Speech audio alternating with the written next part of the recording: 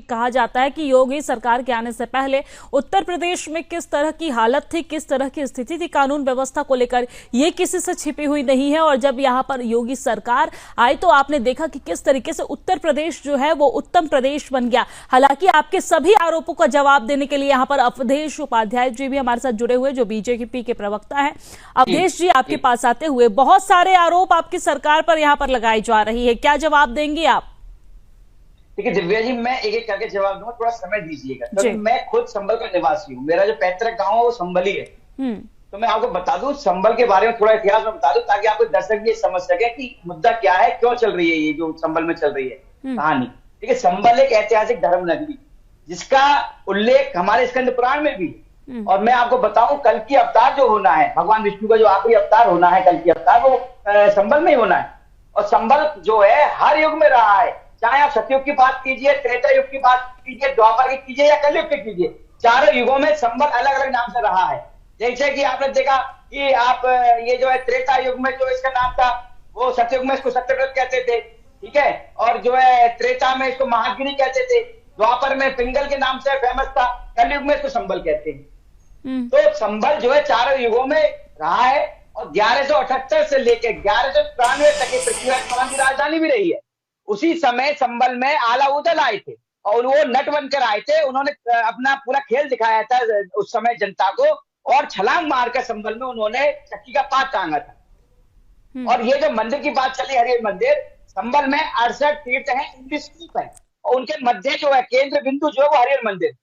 उसके बाद आप देखिए, इतिहास जानिए, अब 1526 और 29 के बीच में बाबर आया देश में, जिसने तीन मुख्यमंत्री जो है छुड़वाए थे देश के। एक अयोध्या का राम मंदिर था, दूसरा हरिहर मंदिर संभल का था, तीसरा पानीपत की एक मस्जिद है काबुली मस्जिद।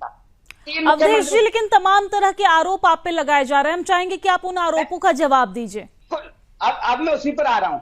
तब से ये विवादित ढांचा है, ठीक है। उसके बाद एएसआई की इसकी सर्वे पहले हुआ था 1879 में हुआ था, उसमें भी जो उस समय तत्कालीन जो कार्ले जी थे उन्होंने अपनी रिपोर्ट सौंपी, उन्होंने भी ये कहा था ये मंदिर है। उसके बाद ये विवादित ढांचा बना रहा। अब जाके आप देखिए 19 नवंबर को कोर्ट आदेश देता है, संवैधानिक तरीके से आदेश दिया जाता है, सर्वे टीम पहुंचती है शांतिपूर्वक, वहां पर क्या होता है, इकट्ठी भीड़ हो जाती है।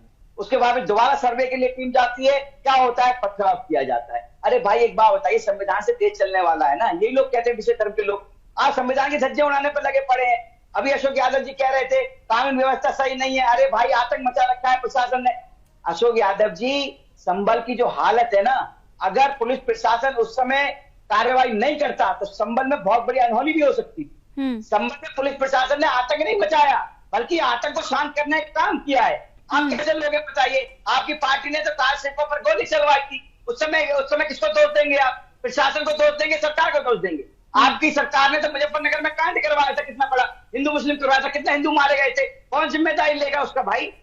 अरे आज जो उत्तर प्रदेश की कानून व्यवस्था एकदम जबरदस्त है, अच्छी है, अच्छे हाथों में है। ये कह रहे हैं कानून व्यवस्था सही नहीं है और योगी सरकार की बात कर रहे हैं, योगी मॉडल की। अरे भाई योगी मॉडल में जो है ना, हमारे देश में ही नहीं पूरे विश्व में सराहा जा रहा है। जो समाजवादी पार्टी में था कि वन डिस्ट्रिक्ट वन माफिया घोषित करने का काम जो समाजवादी पार्टी ने किया था, वो भारतीय जनता पार्टी ने खत्म किया है। आज जो है उत्तर प्रदेश में गुंडा माफिया ये सब जो है ना डरे हुए रहते हैं, पता है उनको कि अगर कुछ किया तो घर पे बुलडोजर चलेगा, घर पे जो है कार्रवाई की जाएगी। तो ये कहीं ना कहीं अशोक जी गलत बोल रहे हैं। और संभल की जो हिंसा हुई है उसकी जिम्मेदार समाजवादी पार्टी है, क्योंकि इनकी जो सांसद है जिया और रहमान बर्ग, और जो वहां के जो विधायक इकबाल महमूद सपा के, उनके लड़के ने ये दंगा भड़काने की कोशिश की थी और इस दंगे को पूरी तरह से हिंसा देने का काम समाजवादी पार्टी ने किया है। आपके सवालों का जवाब ले लेते हैं अवधेश जी।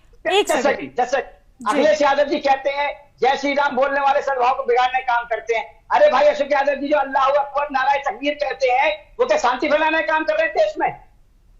अरे नारायण तकबीर अल्लाह अकबर क्या वो हिंदुओं को मारते हैं, हिंदुओं के मंदिर मस्जिद को मंदिरों को गिराते हैं, वो कौन सा काम अच्छा कर रहे हैं भाई जो अखिलेश यादव को जय श्री राम पिक्चर है? इससे तो ये स्पष्ट हो चुका है समाजवादी पार्टी घोर हिंदू विरोधी है, हिंदुत्व विरोधी है पूरी तरह से। ठीक है, लौटूंगी आपके पास अवधेश जी। अशोक जी, आपके पास आते हुए, जिस तरीके से इस पूरे मामले में पुलिस